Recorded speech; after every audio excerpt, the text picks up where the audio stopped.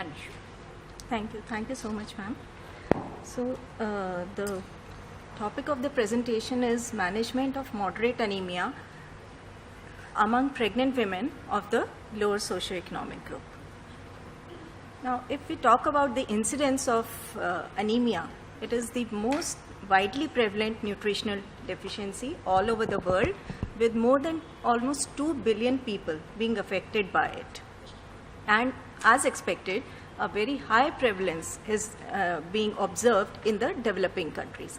And among these developing countries also, a very high prevalence is observed in India, and with special reference to, if we talk about the pregnancy anemia, more than 80% of the pregnant women are anemic.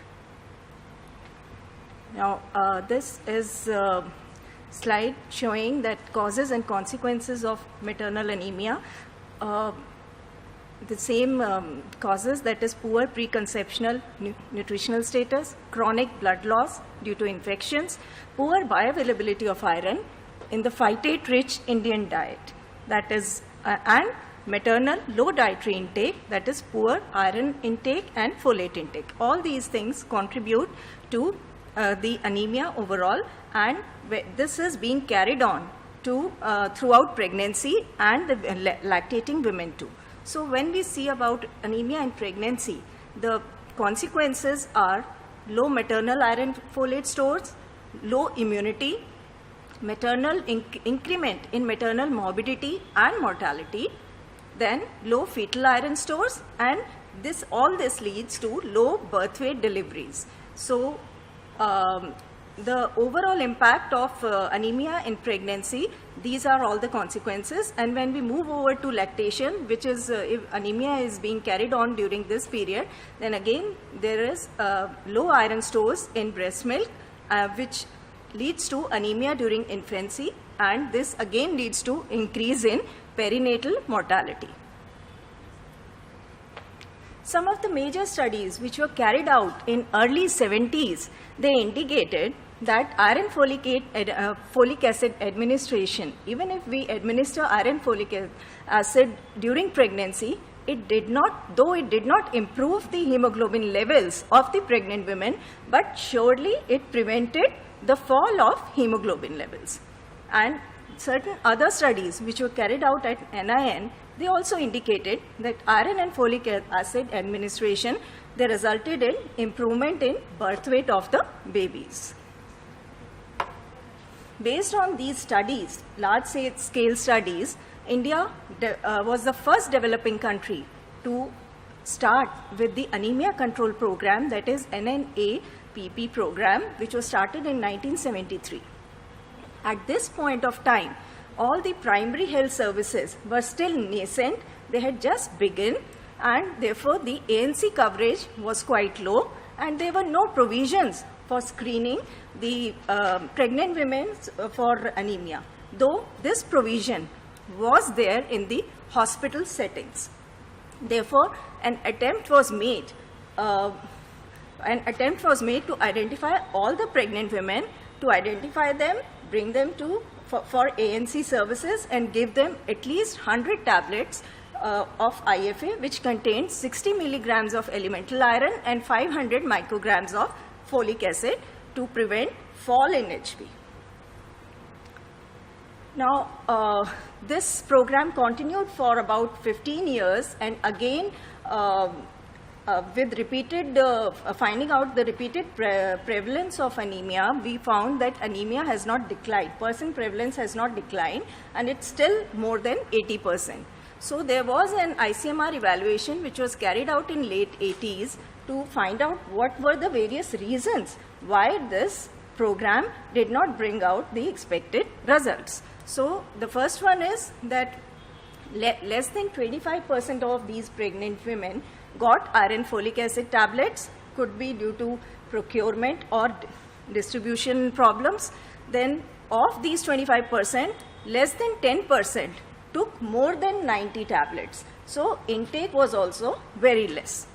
And a small number who consumed these 90 tablets, who were given and told that at least you consume these 90 tablets, there was no significant improvement.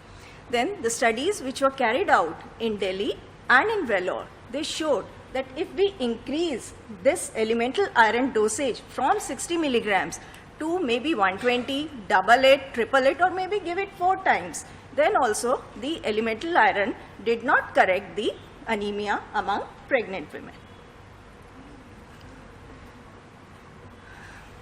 Now, the studies which were carried out at National Institute of Nutrition in early 80s, they indicated that a single hemoglobin estimation done by the gold standard method, that is the Steinmetz hemoglobin method, during the second trimester of pregnancy, it was enough to detect, grade anemia and initiate the appropriate treatment depending on what is the level of anemia, whether it is normal or mild or moderate or severe. And by the 90s, the rural primary health center infrastructure and manpower also improved substantially, and it was felt that screening for anemia and treatment could now be initiated at this level. Hence, the program of anemia control was changed to NACP, that is National Anemia Control Program, with the following objectives for pregnant women: that all women have to be screened for anemia, and those who are not anemic will be given 1 IFA tablet with the iron content 100 milligram, that is we increased it from 60 to 100 milligram, and anemic women would be given 2 IFA tablets, and improvement in hemoglobin is going to be monitored. And those who did not show any improvement, maybe after 1-2 months after taking these tablets, are going to be referred to tertiary care centers for further investigation and treatment. Now, these are the studies which were carried out in early 80s and maybe even after 2 decades. They all indicated that with increment in hemoglobin levels, the birth weight of the neonates improved. So this is a fact which was established, on which the studies were carried out. So it was very important for the hemoglobin levels of the mothers to improve. Now, when we talk about the national level surveys, for example, DLHS and Annual Health Survey, they all use our Steinmetz hemoglobin method, that is the gold standard method, to find out the percent prevalence of anemia.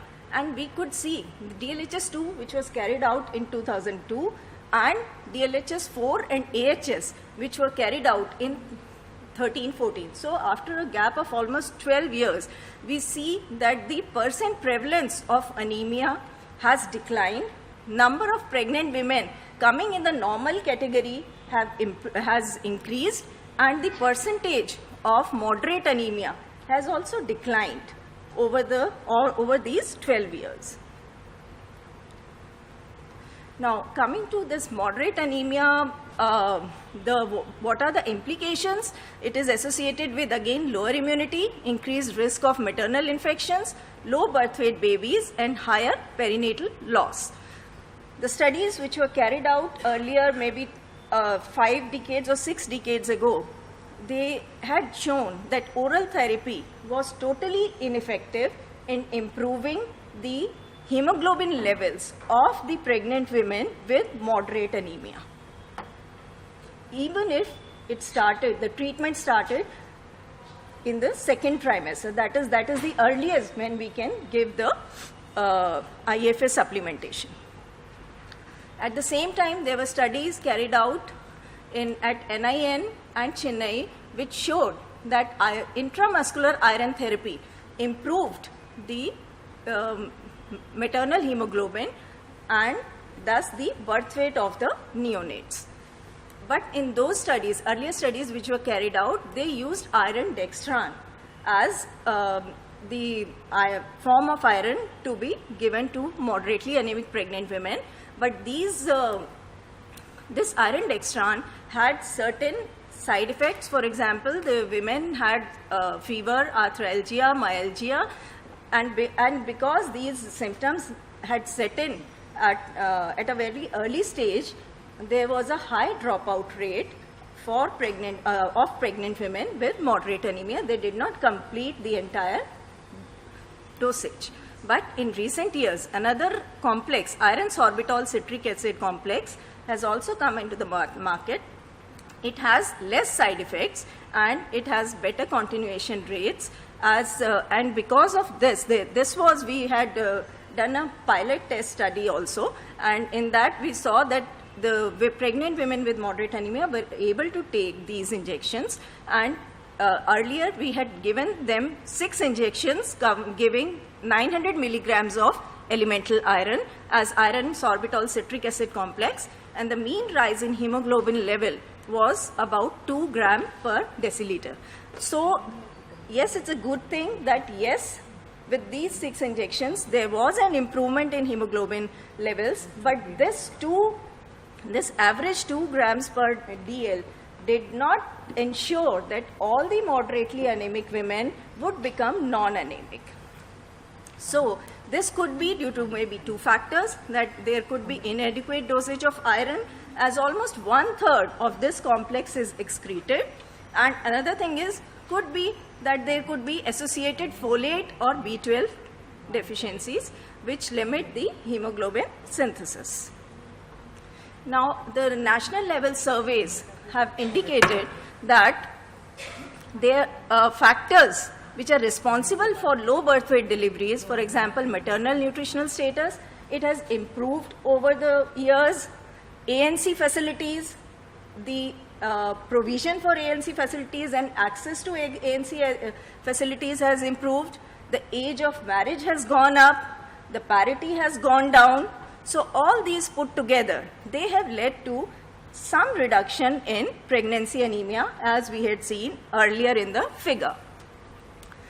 At the same time, the 10th 5-year plan, which came out in 2003, and National Iron Plus Initiative that came out in 2013, both these things put together emphasized on screening all pregnant women for anemia, then dividing them according to their grades of hemoglobin into various categories and giving them appropriate treatment. So what we are focusing on is IM iron therapy for the hemoglobin levels between 5 and 8 gram per deciliter. Now, as has been shown by the national surveys, the prevalence of overall anemia has declined and that of moderate anemia has also come down. Hence, in terms of, if we talk about in terms of numbers, that how many we have to treat for moderate anemia in pregnancy, it is much more manageable at this point of time. Facilities for biochemical estimations, including blood sugar, are now made available in all primary health centers. So, screening all pregnant women for anemia is definitely possible. This will surely help in early detection and management of moderate anemia. Now, over the years, the facilities in all the PHCs have been upgraded and they have now become more of health and wellness centers, and the treatment with IM therapy is therefore possible, and this has been shown in the study which we carried out with 6 injections. Hemoglobin estimation in follow-up will provide data on increment in hemoglobin levels. That is, if the lady keeps on going to the same PHC for her antenatal checkups, it will be easier to find out this, to do HB estimation and find out the increment. And those who do not respond to the treatment, they can be referred to the tertiary care centers for further checkup and treatment. Now, keeping all this in mind, the present study was framed with the primary objective of to investigate the acceptance continuation rates of 10 injections giving almost 1500 milligrams of iron as sorbitol citric complex, and to assess this impact, IM therapy impact on the hemoglobin levels of the pregnant women, and to assess the impact of this IM therapy on the iron status of pregnant women and birth weight of the offspring. The locale of the study was Defense Colony Maternity Center. We had chosen it because it has adequate infrastructure and manpower. It had well-trained staff. The center catered to lower socioeconomic group in the vicinity, and it was easily accessible. and the OPD load in this was almost 60 new cases per week on 2 antenatal days, ANC days. The study design was the antenatal clinic in the primary healthcare institution. The women who were included for the study had the hemoglobin between 5 and 8, and they had to be in the second trimester of pregnancy as early as possible. We tried to catch them when they came first for the registration at the primary health center. Then they should not be having any other health problems and no obstetric problems. They should be willing to come daily. We used to tell them, please, you have to come daily for the injections, and they should be willing to come for follow-up till the time of delivery. That means if they are pretty sure that they would be going to the village for deliveries and all, so, and they won't be accessible, then we had to leave them out. Then women enrolled were given the IM therapy for 10 injections, and they were followed up. The side effects were recorded, and their hemoglobin levels were checked up later on as a follow-up. Now the blood samples were collected at the initial visit, that is when they came for the first time, and almost 10 to 12 weeks later in a subsample in which we had estimated serum iron and ferritin levels also along with hemoglobin.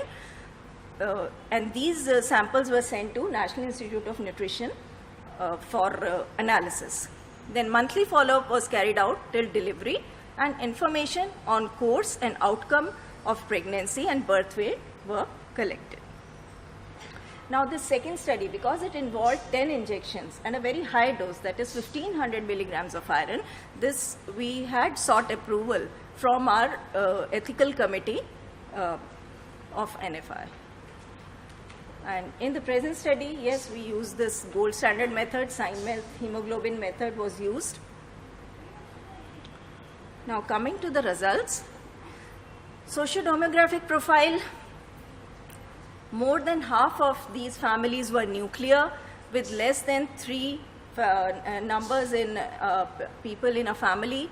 Both men and women were educated, at least they had schooling minimum. Then almost 90% of these women were in the age group 20 to 29 years of age. 46% were pregnant for the first time. 33% were pregnant for the second time. The inter-pregnancy interval with one or more previous pregnancies, that is almost 1 to 2 years, was in 25%, 2 to 3 years was in 31%, and more than 36, that is 3 years, was in the remaining. But they were all in the second trimester of pregnancy. And the mean gestational age at the time of enrollment, when they came first to the antenatal OPD, was 20 or about 20 weeks. Now at the same time, we had to look into the data of the women who, moderately anemic women, who came to the center, took ANC, but did not agree to take the IM therapy, and if they were moderately anemic, and and all other women who delivered during that study period, whether they were having normal HB or mildly anemic or moderately anemic. So we took all these. The total number of deliveries was 1300, and eligibility criteria was same: uncomplicated pregnancy, did not receive IM therapy during antenatal period, did not have any other complications during delivery, had a live birth, and baby weight was taken. They were willing to get HB estimation done in the postnatal period also. And this DCMC is a primary health center which is having the facility for deliveries also. It's not only the antenatal OPD, it is having the delivery facility also. So almost 845 women who delivered in the health center satisfied the above criteria. Now coming back to intramuscular iron therapy, from the baseline data, almost 21% of these pregnant women were moderately anemic, and of these 467 were eligible, that is in the second trimester, and no other problems, health problems. They were counseled to take IM iron therapy, Of these 467, 419 agreed to take or at least begin with the IM iron therapy. The nurses and the OPD, they were very well trained to give IM iron injections, and of these 419, almost 88% of these had completed all 10 injections, suggesting that the side effects were very minor. For example, nausea was there, vomiting, pain at the site of injection, and we had results, the HB levels pre and post treatment. So after 4 to 5 weeks, the pregnant women whose initial hemoglobin was 7.4 gram, mean HB was 7.4, it increased up to 8.9, and with increase in time, by 9 weeks or so, almost 2 gram increment was there. So there was a progressive increase in the mean hemoglobin with increase in duration, and maximum increase was noted when HB estimation was done post 9 weeks after completion of the IM therapy. So the mean increase was 2 gram per DL, and of these who took IM iron therapy, almost 9.7% did not respond to the treatment. That is, they still remain moderately anemic. Such pregnant women, moderately anemic pregnant women, were immediately referred to the tertiary care center, and normally they refer them to Safdarjung Hospital for further investigation and treatment. Now, the impact of increment or the impact of hemoglobin level on birth weight, when we see this, in the range 5 to 7.9, we see the birth weight was almost 2.3 kg. With increment, it rose to 2.8. When it was more than 11, 3.2. So, and the women who received IM therapy, that means they were moderately anemic and went for IM therapy, it was almost 2.8 kg. So we see a major difference between the moderately anemic women who did not take IM therapy and who took IM therapy. This is post IM therapy. So of the 370 pregnant women who had taken 10 injections, data on the outcome of pregnancy and birth weight of the offspring, we could get it for 351 with a mean birth weight of 2.8 kg. And during this period, there were 905 deliveries in the center with mean birth weight of 2.7 kg. And among these, 128 women with the hemoglobin levels in 5 to 8 gram per DL, the mean birth weight was this one. So we can see clearly that this bit is significantly higher than 2.3 kgs. The beneficial role of IM therapy for moderately anemic pregnant women in the second trimester, we can see clearly by this study. Now, when we look at the impact of IM iron on hemoglobin levels, serum iron and ferritin levels. So, here we see that the iron deficiency came down from 66% to almost 8.3%, which is highly significant after giving the IM iron injection. So following these 10 injections, the ferritin levels showed substantial increase, that is from 12.8, that is almost the cutoff, from 12.8 to 36.1, and prevalence of iron deficiency, that is it came down from 66%, 67% to 8.3. So we had good stores, such women had good stores of iron. So coming to the conclusion that anemia in pregnancy, yes, it has come down, but it is still a major problem. That is why we are picking up right now with Poshan Abhiyan and all also. Then anemia screening using the sign methemoglobin method of the pregnant women for during the first antenatal visit is mandatory, and it is feasible, surely feasible in primary healthcare settings, which can be accessed by a majority of people living in remote areas also. IM therapy for pregnant women with moderate anemia not only improves the maternal hemoglobin, it improves the birth weight of the neonates also. Maternal iron stores are improved, and maternal serum ferritin is also improved. Thank you.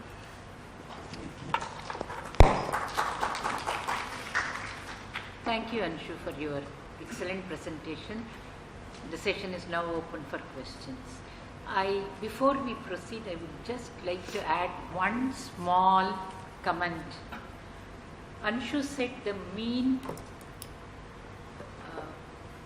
duration of pregnancy at enrollment was 20, and the hemoglobin and all investigations were done at 20 and at 30. At 30 weeks, you had full 92% with excellent ferritin levels and excellent serum iron levels. Pregnancy will last for another 8 to 10 weeks.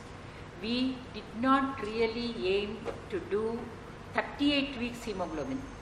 So if you had done the 38-week hemoglobin, you would find another 1.5 grams increase. So the final attained hemoglobin at the end of pregnancy would be around 11.5 or so. So if you give 10 injections of iron sorbitol citric acid complex early in pregnancy between 16 and 20 weeks, you have every reason to expect all women will be non-anemic by the time they go for delivery. Okay? Because it is very easy to mentally convert, okay, acha, it was only this much, but that was done at 30 weeks when hemodilution is maximum and iron stores and iron transport are fully saturated and iron is available for hemoglobin synthesis during pregnancy in the remaining 10 weeks. So that has to be kept in mind. Okay? Questions, please? Yes, sir. Just one question, then a comment. Question is, what was the period of study period? Study period? Study period of your study. So this was almost 10 years back. I think so the year, it's a, what year? 2017, 18, which year? no, this was 2009 to 11. Now the comment. I hope for the benefit of this house, last year, that is in April 2018, Ministry of Health launched a major program called last year in April 2018, the Ministry of Health launched a major public health program called Anemia Mukt Bharat, in which, of course, the ministry, as you yourself said, anemia prophylaxis, anemia program was continuing for years. But having realized that there are non-nutritional factors also which lead to anemia, that those have been added in the Anemia Mukt Bharat guidelines, which are all available on the website of the Anemia Mukt Bharat or Ministry of Health.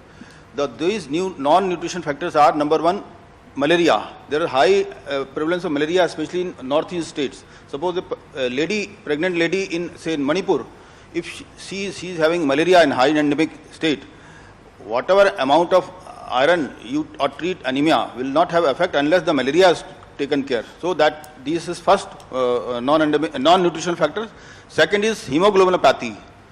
Many patients due to genetic reasons have that hemoglobin defect which affect the RBCs. So that is second. And third and last, in India, in 19 states in India is affected by high fluoride levels in the groundwater. Say Rajasthan, entire Rajasthan is affected by high level of fluoride. Unless a pregnant woman, say in Rajasthan, staying in rural areas, including, for your information, capital city Jaipur of Rajasthan, that is also affected. If a pregnant lady, since your study was confined to pregnant women only, if a pregnant lady in a, say, in a village in Rajasthan is affected, is anemic, unless and until her fluoride, that is what water she is taking through groundwater, if she starts, unless and until she is given fluoride free water, that is safe drinking water through tap water. Tap water is fluoride free. The groundwater, that hand pump or tube well water is fluoride. So unless and until she is given this fluoride free water, that local water engineering authorities, water engineering department has to provide. Water department has to provide. Not the job of course, not the job of health department, health ministry. Unless she is given this fluoride free safe drinking water, till that time her anemia is not going to be controlled. This is documented. That's because of our efforts, our team's effort. Now Ministry of Health from last year has put these non-nutritional factors also as important components as a part of guidelines. So you have to take care. Of course, but because I tell you the reason why, what fluoride does. Fluoride, once a person takes high fluoride water, it damages the GI mucosa and also it damages the red blood cells. So that means if the lady's GI mucosa is damaged, whatever food or even iron, folic acid, of course her study was for iron parenteral, but if she, normally in antenatal clinics, a lady is given only iron folic acid tablets. So if a lady is given iron folic acid tablet, will have no, I repeat, no effect, because her GI mucosa is damaged. She is not able to absorb not only the tablets and also the food, whatever food she is taking. So that means this important component has to, once you are advising, ask the person or lady from which state she belongs to. There is a list available in the website, as those who can contact me later, which are the 19 states, all major states, UP, Rajasthan, Bihar, Chhattisgarh, they are affected by fluoride, and northeast only Assam. So person or lady staying in these high fluoride state, you have to take care. Thank you. Thank you, sir. And yes, I think we must be having such women in among the 10% who are non-responders. So that could be the reason. Any other questions? Yes, please. I want to add, Yes, Dr. Sharma. non-nutritional factors should include even the worms, presence of worms. Because in villages even that is very common. But you yourself mentioned the 3 factors which exclude the worms. Apart from this, also given debarking. Debarking is a separate program, I said. That is also already there. But it should be part of the non-nutritional factors. Because it's a very important factor I have found in my studies. So, Yes. thank you. I wanted to know, I've seen studies where, so we know that there are other nutrients which are involved for hemoglobin synthesis. Why do we just keep on doing studies with, now of course B12 is being added to the list, but have you come across more studies where copper, B6, these are looked at? Because even B6 deficiency is going to show you the same microcytic hypochromic anemia. So why aren't we giving multiple nutrients to people, because so many things can be deficient. They are basically having a poor diet, and that's why iron is deficient and folic acid is not there. But beyond that, we need to try out and see whether it's the other nutrients and whether it is basically something wrong with the way we make our hemoglobin and way a developed country makes our something genetically different, or is it, but seriously about the other nutrients, why can't we have studies, or are there studies which I'm not aware of, where they've added all the other smaller trace elements which have also been linked to hemoglobin and blood formation? Would you like to answer? Okay. Pulkit, I am going to answer this question.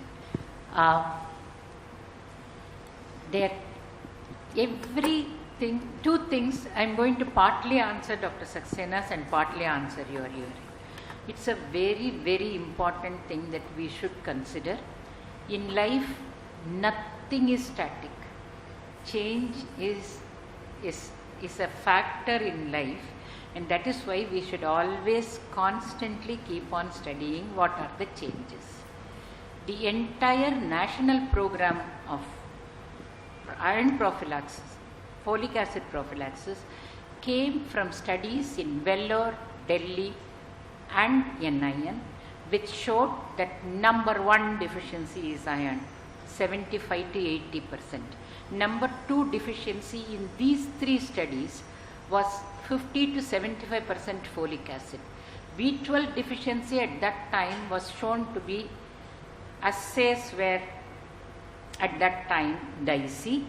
70 assays for B12 were very, very dicey.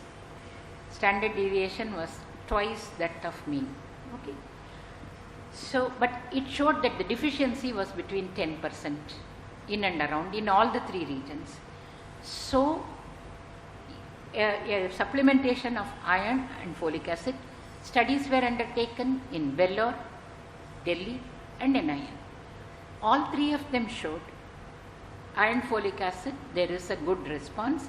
The NIN study in fact showed if you combine with B12, hemoglobin increase is lower. You know, it is a small number game.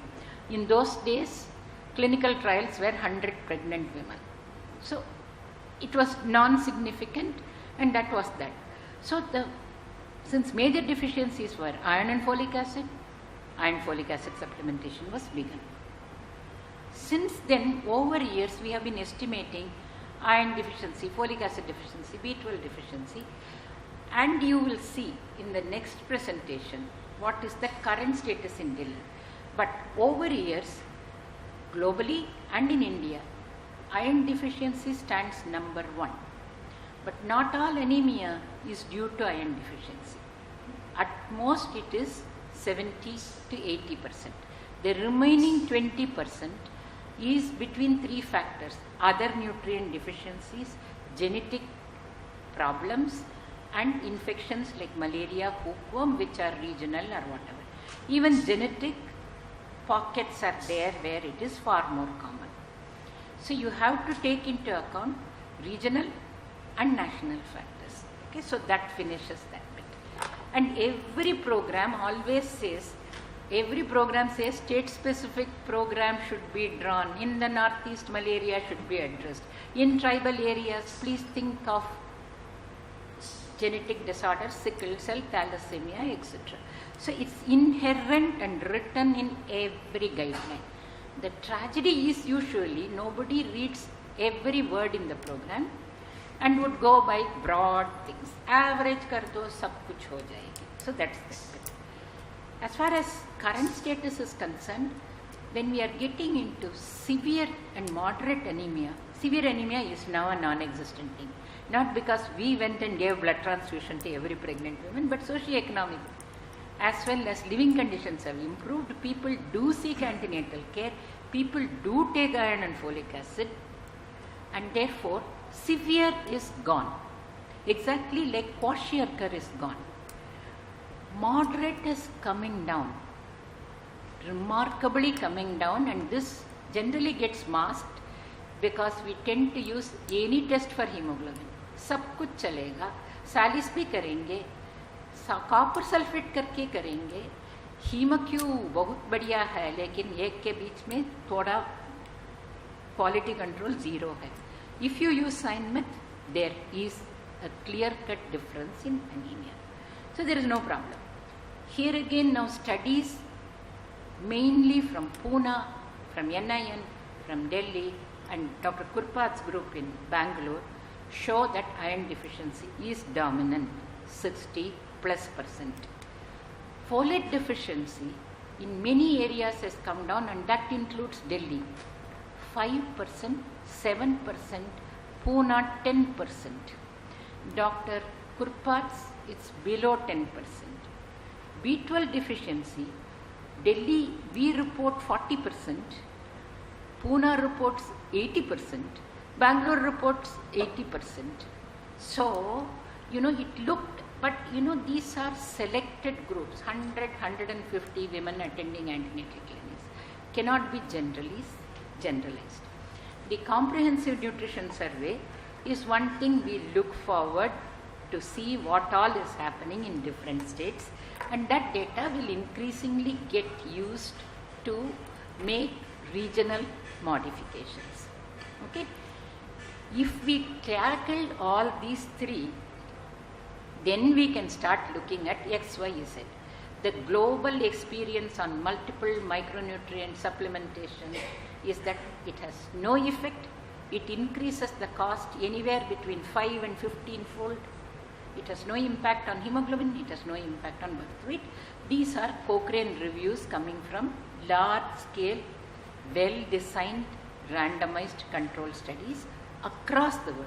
So the time has not come for us to indulge into multiple micronutrient when we have not yet tackled the existent 3. Okay. However, this is the time to open eyes widely, study changing trends, study regional patterns, and ensure decentralized, at least state specific, preferably district specific planning for anemia control is done, taking into account three major factors: fluorosis, hookworm infestation, malaria. We know these three are endemic to some districts. Those districts should focus on it. This way we will progress, and as we progress we will monitor. We know what works, what doesn't, and then modify. On the top, please do not forget, we have signed on the dotted lines and said iron fortified iodized salt will be a reality, and we have accepted the challenge that by 2025, as a matter of fact we said 2022, we will have 50% reduction in anemia in women in reproductive age. You can achieve it only when the whole family's intake goes up. So food fortification is the role, and you are seeing every day, every alternate week, FSSAI coming with one program or other to popularize this concept, to make people aware that this technology is available. It is affordable, accessible. Please, for heaven's sake, use it. So listen to them. Then you will achieve a sea change in 10 years' time. And you will be able to say, these are the changes, this is how program should be modified. Sorry I took a long time, Anshu, but it's a subject on which I spent my entire life. I did not succeed so far very well, but I hope all of you will succeed and ensure that we all will live to see that nice day when we say anemia, kya problem hai hamare yahan. Okay? Thank you. Thank you, Anshu, for your patience. Anshu, you should not go without micronutrients. Sorry. And this photograph has to go. Whatever else goes, I'm not Malini and Sarah. Really. And she is our oldest and really, really long-standing